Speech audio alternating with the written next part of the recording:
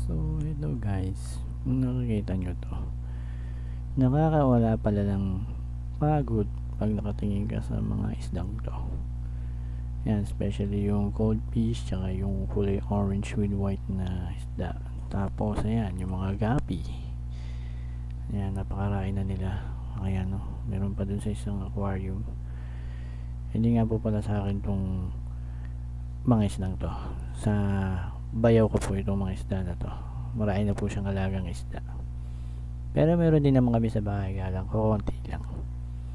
Ayan, no, tingnan nyo, nangoy lang sila na lang. Napakagandang tignan.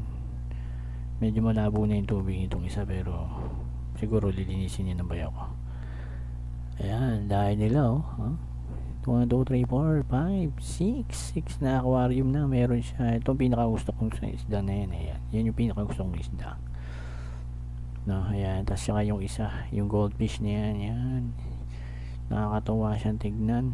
Gustong gusto ko yung mga isda na yan, tinititigan. Meron pa siyang pating, yung isdang mukhang pating na kulay itim.